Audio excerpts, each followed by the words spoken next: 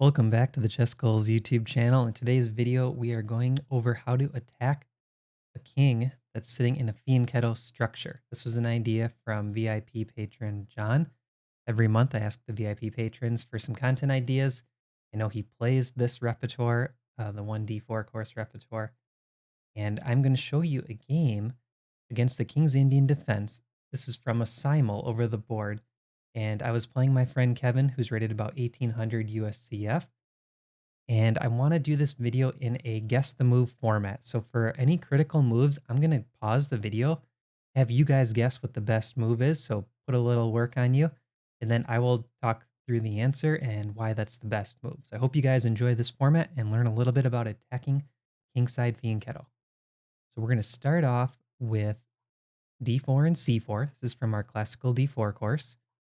And now we see g6. This is typically a King's Indian defense, with bishop coming to g7, or a Grunfeld with a quick d5. After knight c3, bishop g7. Now I'm sure this is not going into Grunfeld territory, because once I play e4, I have both pawns attacking this d5 square. That means there's no d5 for black. This is not going into Grunfeld territory. This is going to be a d6, followed by either c5 or e5, kingside castle, King's Indian defense.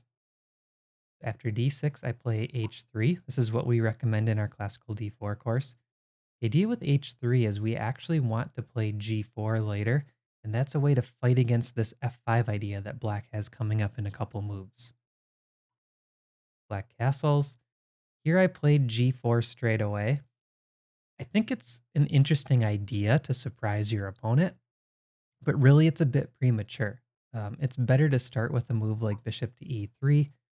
And after black commits in the center with e5, we shut down the center, and we'll talk about that a little bit more in a bit. And after black makes another move, now play g4. So it's best to wait for this center to be locked up and then play g4. Okay, but I played g4 straight away, and now we see knight f to d7 by black. And this is a defender leaving the black king. So that knight on f6 was helping out the king.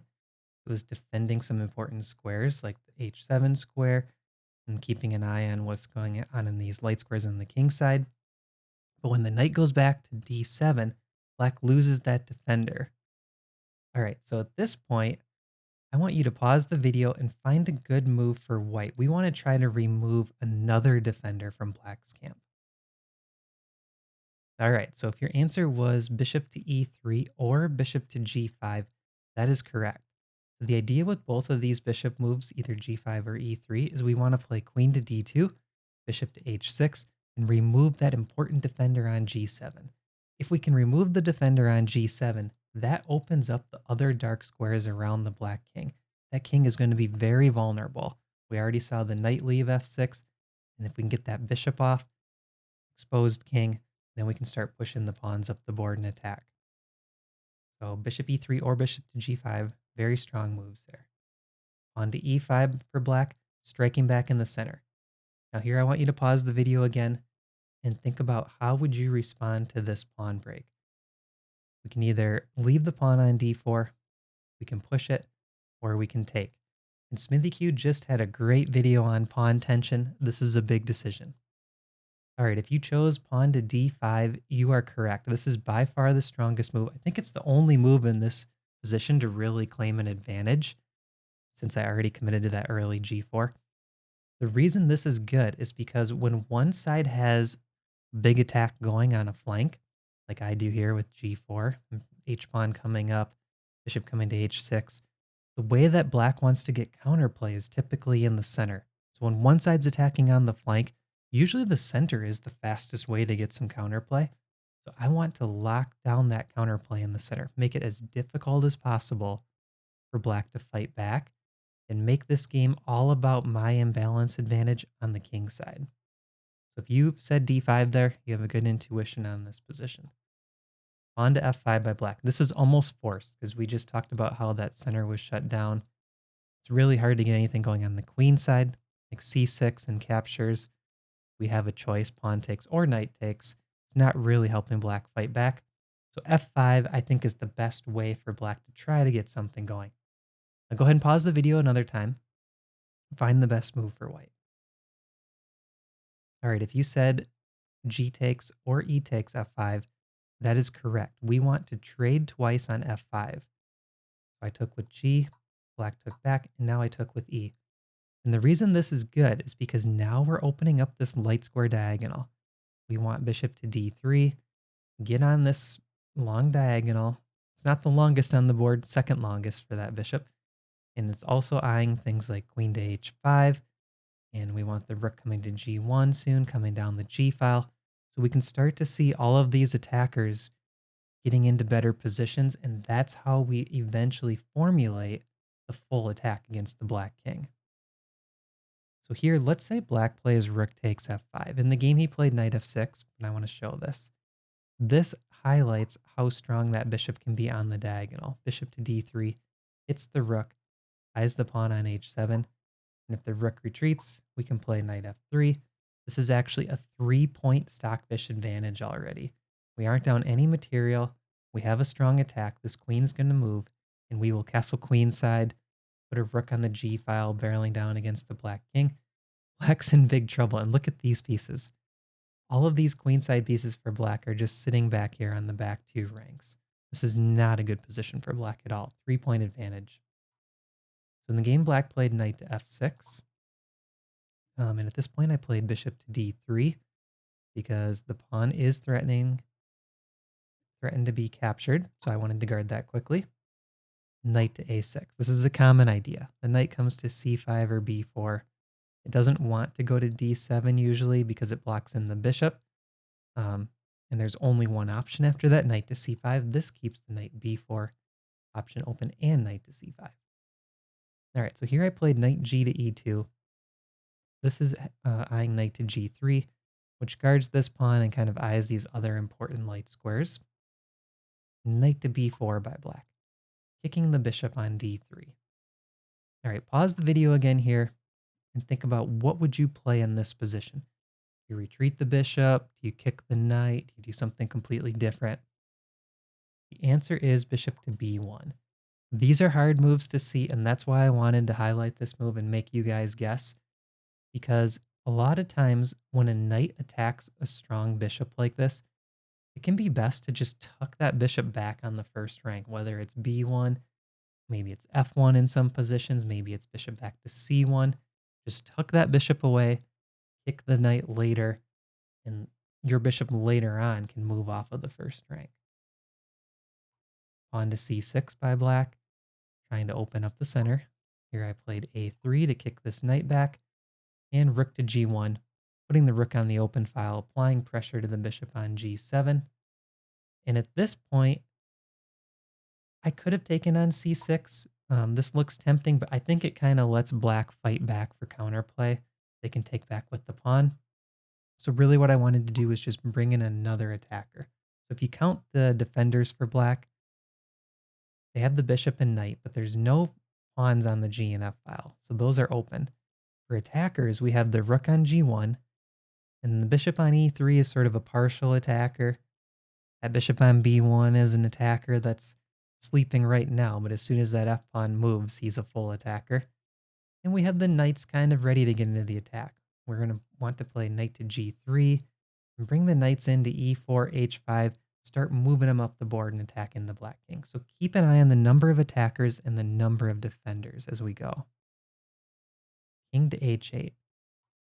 Now I played knight to G3. Here comes a new attacker. So we want more attackers than there are defenders. C takes D5 by black. Now pause the video here, try to find the best move. I missed it, but there's a clear best move. 5-point stockfish advantage. The move I played is about a 2.5-point advantage. All right, so the move was knight takes D5.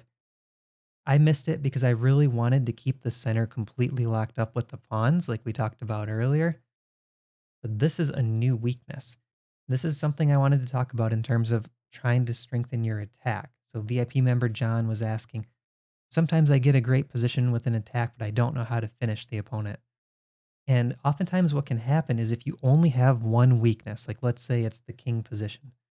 If you only have that one weakness to play against, Sometimes black can just hunker down and really use all their resources just to defend that weakness, and it's very hard to crack. In this position, if I would have played knight takes d5, there's a second weakness. So we have the weakness on the king side for black. We also have this weak d6 pawn that we can work against. So now we have two weaknesses and we can go back and forth fighting against both of them. And that's an important thing to realize. And this is a good takeaway for me in this game. If knight takes d5, queen takes d5, and it really just highlights this point. D6 is a huge weakness. All right, so in the game I played c takes d, does keep that pawn locked up, but it also makes it hard to attack that pawn. Queen to e8. Now for the next three moves, I missed the strongest idea in this position. See if you can find it. What do you think is the strongest idea for white? I played pawn to b4. I was trying to make some small improvements.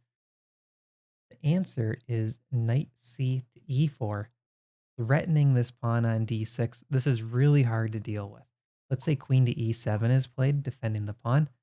Now I can play bishop to g5, pinning this knight, and black is already in some trouble. We're looking at a 4-point stockfish advantage here.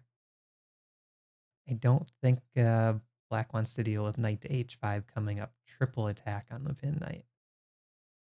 All right, so let's go back to the game line. After queen to e8, I played pawn to b4. And really, I'm trying to just play solid here, but I should have focused on the attack. If you wait too long to attack, sometimes your opponent can find defensive resources. This was a case where I needed to just keep bringing pieces into the attack. This knight needs to join the attack. That b pawn has nothing to do with my kingside attack, and that knight really isn't causing any problems by coming to c5.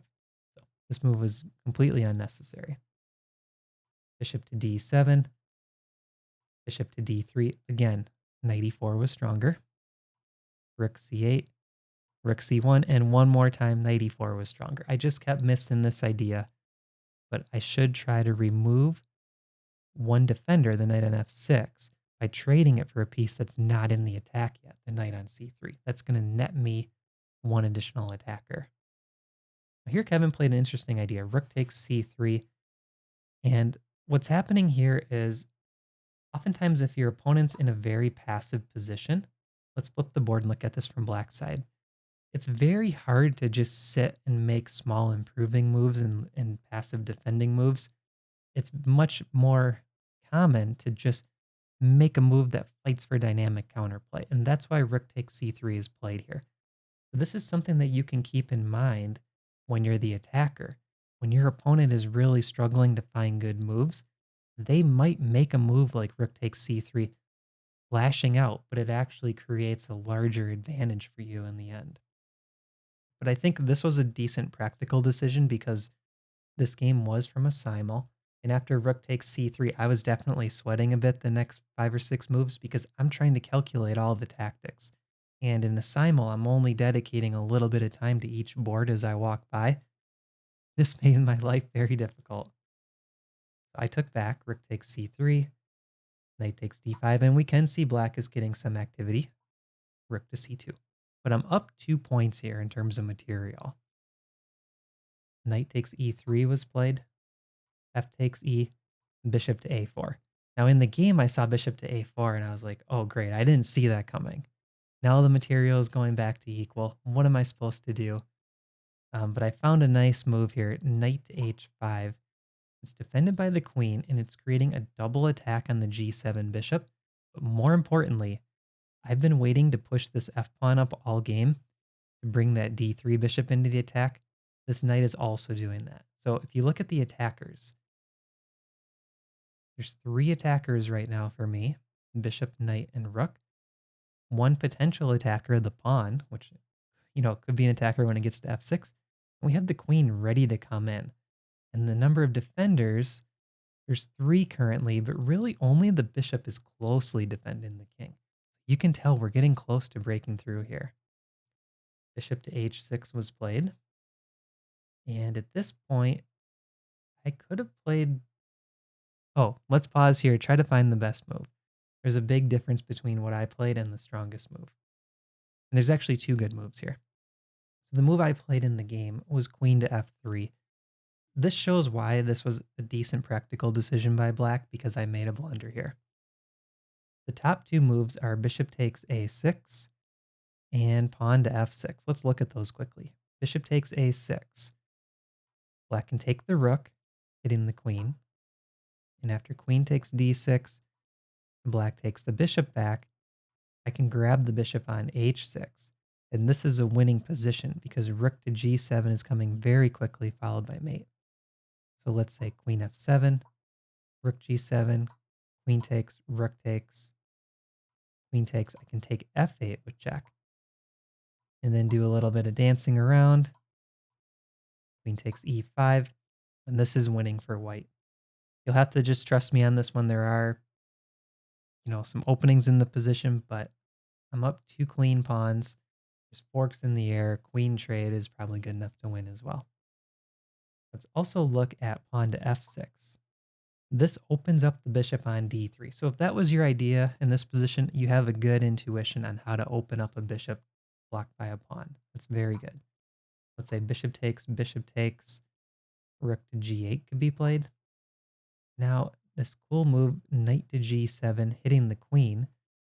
And if the queen moves out, there's pawn to f7, hitting the rook. Knight to f5, bishop is trapped. That's just one example line, but f6 is completely winning as well. Bishop takes a6 was winning here.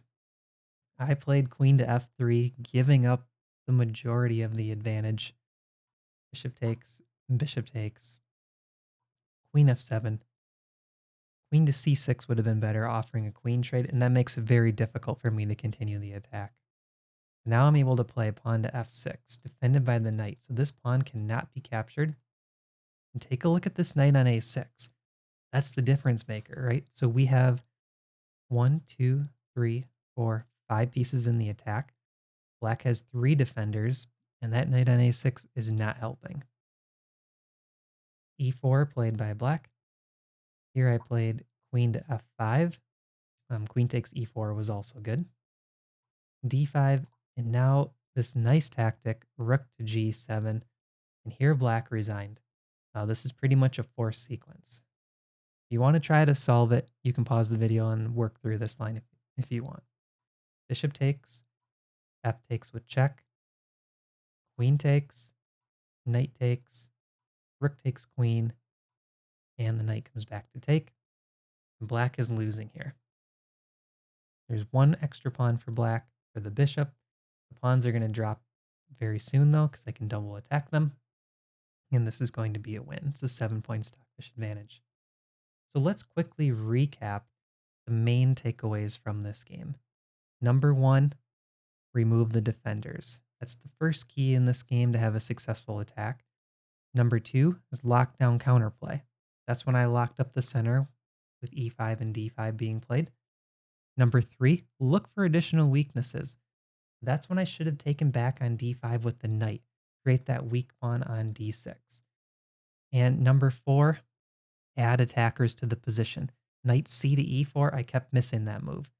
And number 5, open lines for the attackers. That was when I played queen to f3. Should have pushed the pawn up to f6. So this is how to attack the Fianchetto.